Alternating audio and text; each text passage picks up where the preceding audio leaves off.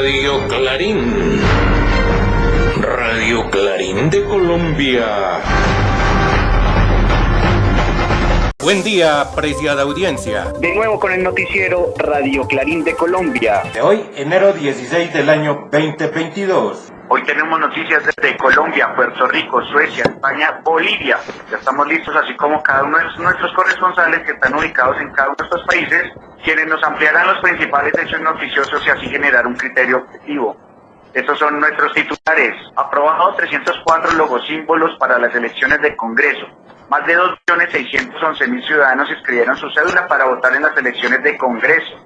Certificados grupos significativos de ciudadanos que cumplieron con el mínimo de firmas válidas requeridas para postular a sus candidatos para la presidencia del año 2022-2026 en Colombia.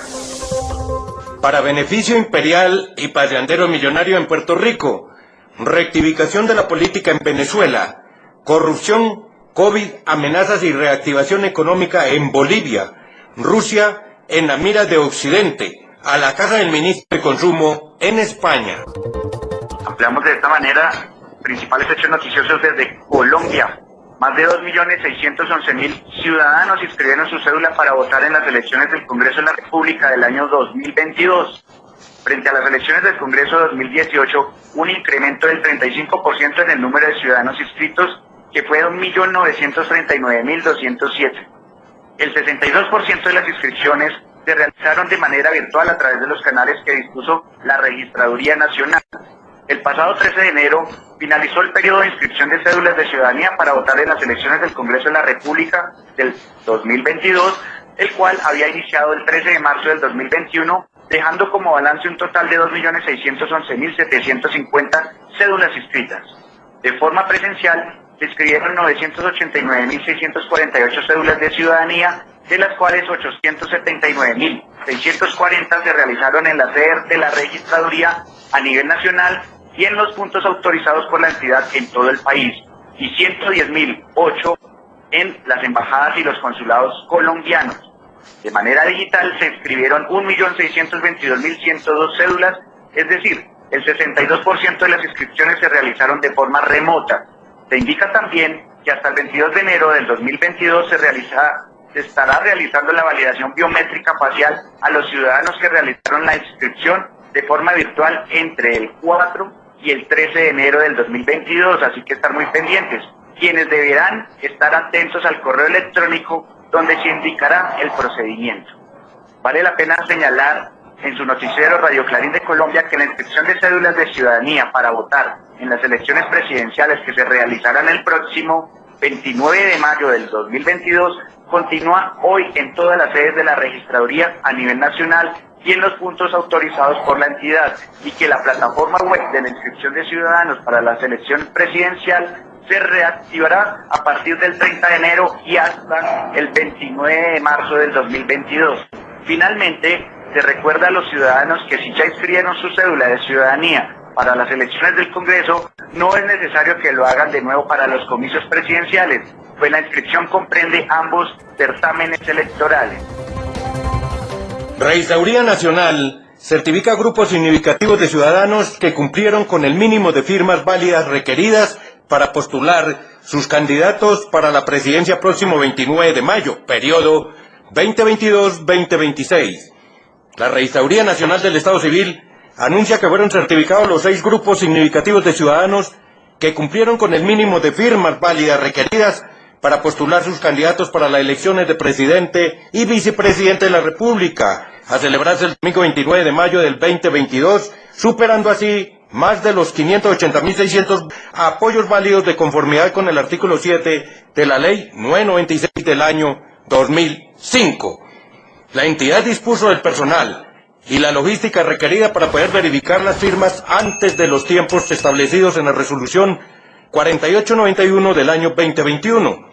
Estos son los grupos significativos que fueron verificados. Colombia piensa en grande del candidato Luis Emiro Pérez Gutiérrez. Colombia tiene futuro del candidato Alejandro Gaviria Uribe. Crecemos Colombia del candidato Federico Gutiérrez Zuluaga. Liga de Gobernadores Anticorrupción del candidato Rodolfo Hernández Suárez. País de Oportunidades del candidato Alejandro Chalú. vamos pa'lante con Echeverry del candidato Juan Carlos Echeverry Garzón y consultas populares e internas e interpartidistas. La entidad solicita a los miembros de los comités inscriptores de grupos significativos de ciudadanos certificados y a los representantes legales de los partidos políticos que participarán en las consultas responder a la mayor brevedad posible los interrogantes enviados por la registraduría delegada en lo electoral para definir el diseño y características del material electoral a utilizarse en las eventuales jornadas. Como otro hecho noticioso del ámbito electoral, el Consejo Nacional Electoral en la Sala Plena aprobó los 304 registros de logosímbolos de partidos, movimientos políticos, grupos significativos de ciudadanos, coaliciones y comité de promotores de grupos significativos de ciudadanos que promueven listas de candidatos para el Senado de la República y la Cámara de Representantes para las elecciones del Congreso de la República que se realizarán este próximo 13 de marzo del 2022, dentro de los que se incluyen los de las circunscripciones territoriales especiales de paz. Es de recordar que el Consejo Nacional Electoral, como parte de su función, debe realizar el registro para todos los efectos electorales de los símbolos, emblemas o logotipos que presenten las organizaciones políticas, y ninguno de ellos podrá incluir o reproducir los símbolos patrios, los de otros partidos o movimientos políticos, ni los que sean iguales o generen confusión con otros previamente registrados. Así que a la audiencia de Radio Clarín de Colombia, estos han sido unos principales hechos informativos del ámbito electoral para que ustedes estén informados. Damos así inicio a hechos noticiosos ahora en el ámbito internacional. Empezamos con Puerto Rico. Nuevo año de luchas, pues en Puerto Rico se dan muchas cosas buenas, pero solo para beneficio del poder imperial. Así nos lo hace saber nuestra corresponsal que se ubica en Puerto Rico, Berta Yuberchechi. La escuchamos, Berta. Buenos días, audiencia.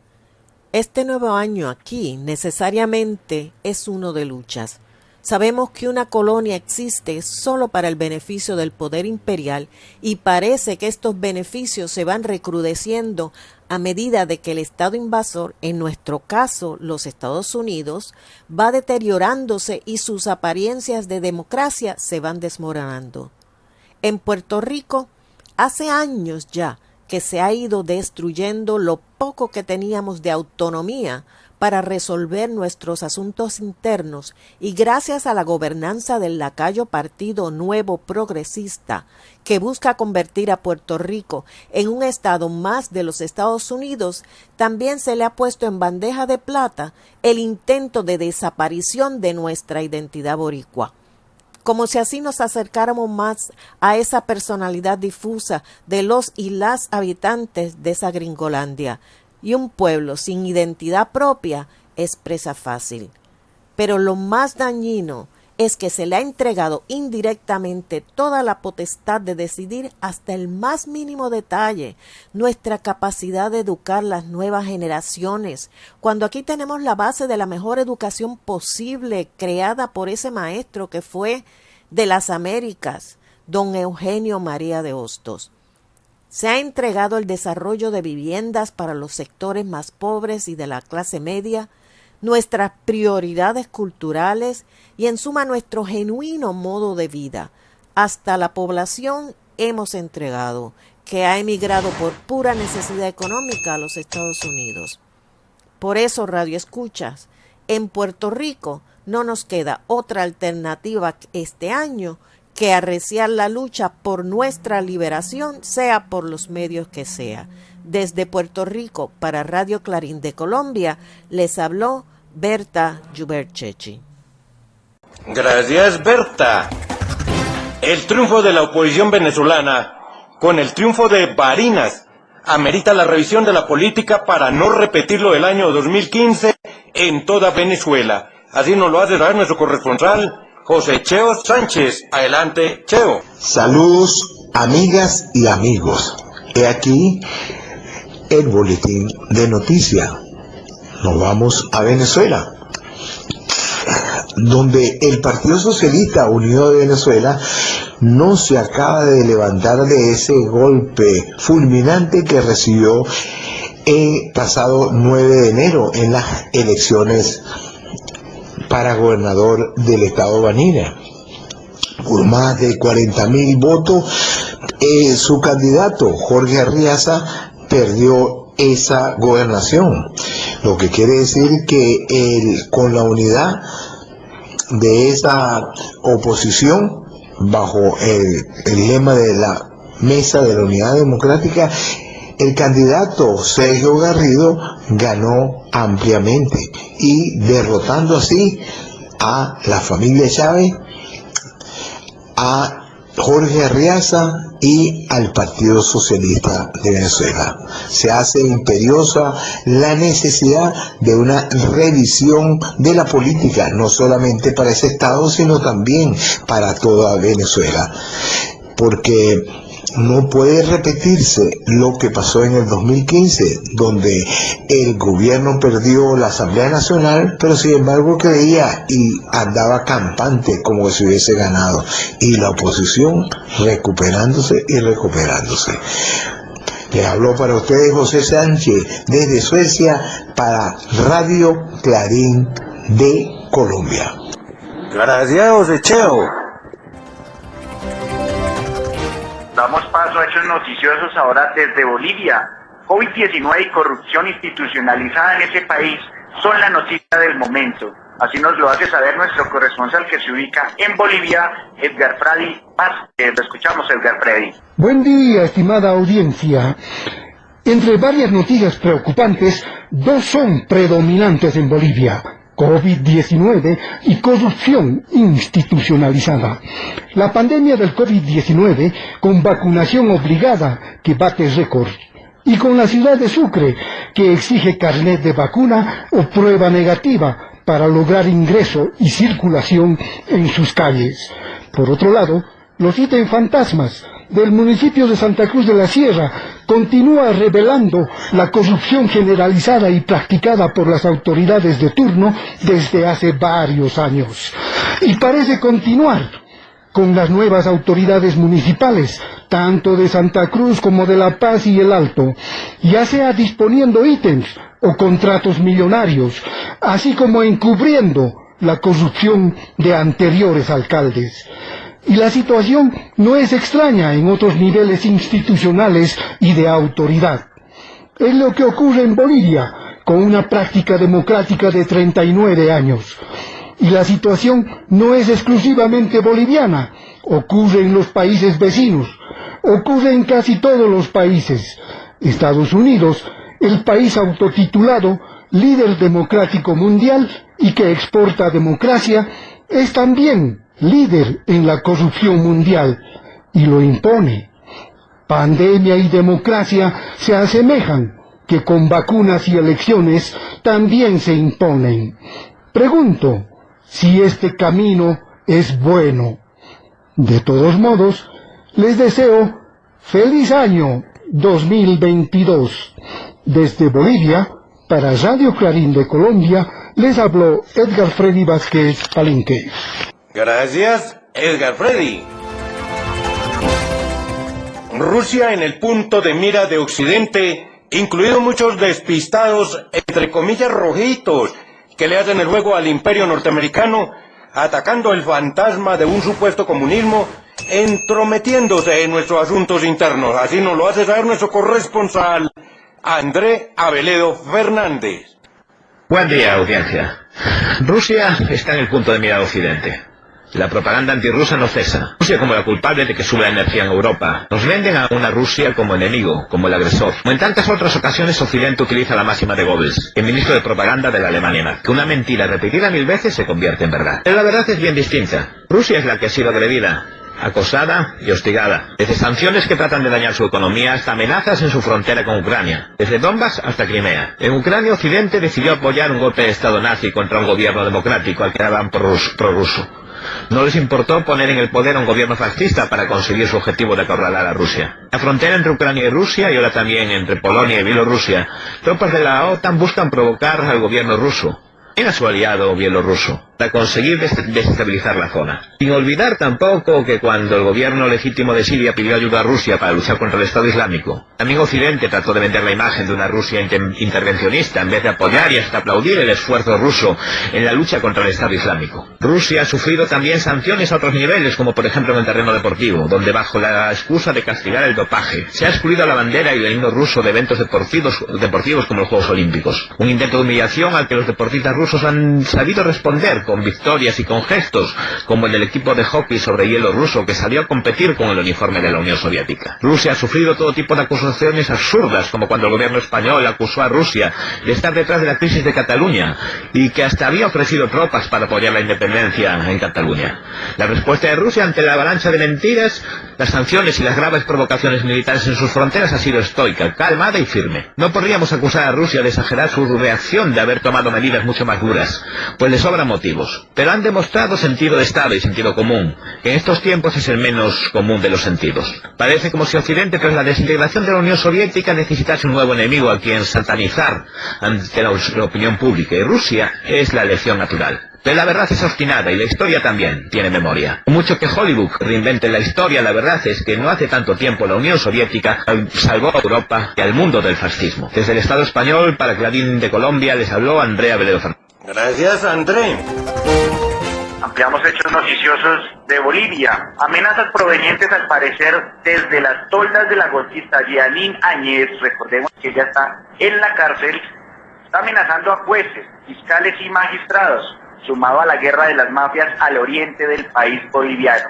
Así nos lo hace saber nuestro corresponsal que se ubica en Bolivia, Gabriel Villalba. Lo escuchamos, Gabriel. Buen día, querida audiencia. El panorama informativo en el Estado Plurinacional de Bolivia, Corazón del Sur, gira en torno a las amenazas vertidas por Jeanine Áñez, sí, desde la cárcel, amenazando a jueces, fiscales y magistrados. Servidores públicos que simplemente cumplen su trabajo en el órgano judicial. Jeanine Áñez los amenaza. ¿Qué sería si Jeanine Áñez estaría libre, estaría en libertad? No solamente los amenazaría, sino que, pues, hasta me atrevo a decir que los haría desaparecer.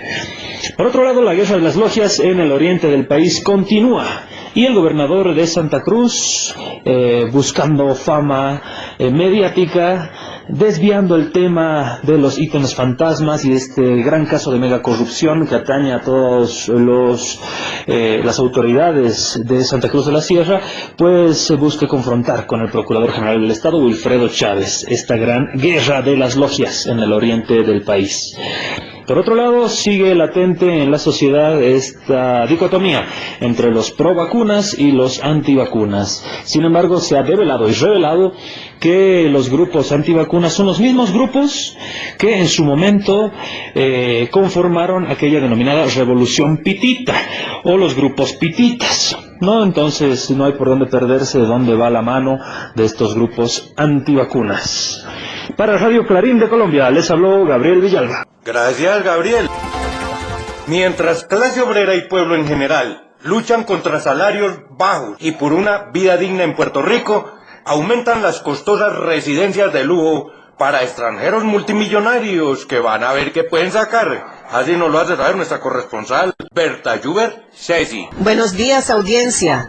Mientras los maestros y maestras, y en general nuestra clase trabajadora entera, se dirige a la indigencia por los sueldos bajos, los recortes en las pensiones, el aumento brutal y criminal en el costo de vida provocado en gran parte por la privatización de los servicios esenciales, sin mencionar el impacto de las medidas de austeridad que la infame Junta de Control Fiscal pretende imponerle al pueblo para pagarle a los acreedores buitres, vemos cómo no dan abasto las costosas residencias de lujo para los extranjeros millonarios que vuelan a Puerto Rico para gozar de este paraíso fiscal.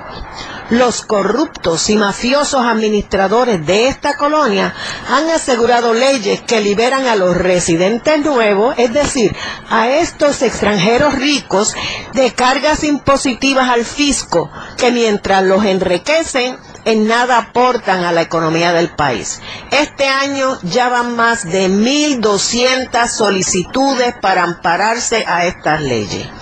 Pero no es solo eso, sino que aparte de la influencia negativa sobre los valores inmobiliarios que suben desproporcionadamente, haciendo que los costos de la vivienda para el resto de la población sea inalcanzable para una familia boricua, cuyo ingreso promedio es de $20,000 al año, sino que quieren imponer una economía falsa de criptomonedas, haciéndole competencia al Bukele de El Salvador. Desde luego que no hay más opciones que derogar estas leyes, quitar esta casa y gobernante mafiosa y echar del país a todos estos parásitos. Que por fin podamos decir junto a los pueblos soberanos del mundo, ¡viva Puerto Rico libre! Desde Puerto Rico para Radio Clarín de Colombia les habló Berta Yuberchechi. Gracias, Berta. De Puerto Rico pasamos ahora a hechos noticiosos de España. A la casa del ministro de Consumo en España se dice desde la derecha repitiendo mentiras tratando de convertirlas en verdades. Así nos lo hace saber nuestro corresponsal que se ubica en España, André Aveledo Fernández. Lo escuchamos, André. Buen día, audiencia. A la casa del ministro de Consumo, se ha dicho desde la derecha. La verdad es lo de menos. Lo único importante es embarrar el terreno y repetir mentiras hasta convertirlas en verdad para una parte de la sociedad. Alberto Garzón no dijo lo que la derecha y sus medios dicen que dijo, pero es que además lo que dijo es una verdad irrefutable. Es verdad que la calidad de la carne de los animales depende de cómo viven y de lo que comen, algo que también se refleja en el precio del producto final. También es verdad que para la salud de los ciudadanos es importante mejorar la alimentación y que una sociedad sana es una sociedad mejor. Ahora el PP va a presentar mociones en los ayuntamientos pidiendo la dimisión del ministro de Consumo, Alberto Garzón, por decir la verdad, porque en lo que dijo tiene toda la razón. Y yo también, para mis hijos, compro ecológico, siempre que puedo, porque sé diferenciar. Una sociedad sana supone además una menor carga para nuestro sistema sanitario. Desde siempre sabemos que es mejor prevenir que curar. Y la alimentación es muy importante en esto. Decir verdades no es un acto irresponsable, ni una traición. Otra cosa es que no estemos acostumbrados a que alguien las diga. Desde el Estado español, para Clarín de Colombia, les habló André Aveledo Fernández. Gracias, André. La reactivación económica en Bolivia es una verdadera realidad, reactivando empresas quebradas durante el golpe de Estado. Así nos lo hace saber nuestro corresponsal, Fernando Gonzaga. Adelante, Fernando. Buenos días, audiencia. Empezamos con las noticias de Bolivia. La reactivación y el crecimiento económico son tareas principales del gobierno para salir adelante en medio de esta crisis. El Banco Mundial estimó un crecimiento mínimo para este año. En ese mismo ámbito, el presidente del Estado Plurinacional de Bolivia, Luis Arce, desestimó esos datos mencionando que decepcionarían al Banco Mundial porque Bolivia crecería más del 5%. Desde el 16 de septiembre de 2021 hasta la primera semana de este mes se produjeron 91.000 toneladas de fertilizante en la planta de urea y amoníaco al estar paralizado por un año durante el gobierno de facto. A partir del ascenso de Luis Arce se concreta la reactivación de la planta de amoníaco y urea en Bulo Bulo, Cochabamba, que durante 3 meses ha podido generar la comercialización de 91.000 toneladas, es decir, generar ingresos por más de $54 millones aproximadamente. Tenemos que resaltar estos ingresos después de un golpe de Estado, aseveró la autoridad en entrevista. El 10 de noviembre de 2019, el gobierno de facto paralizó operaciones causando un daño económico considerable de $375.5 millones en comercialización, $3.6 millones en costo de reparación y $52.43 millones para su reactivación. Esto quiere decir que la pérdida significa la mitad del costo total de la planta, precisó Jiménez. Desde Bolivia para Radio Clarín de Colombia les habló Fernando Gonzaga. Gracias, Fernando. Y así, querida audiencia de Radio Clarín de Colombia, hemos llegado al final de esta emisión. Hasta el próximo día.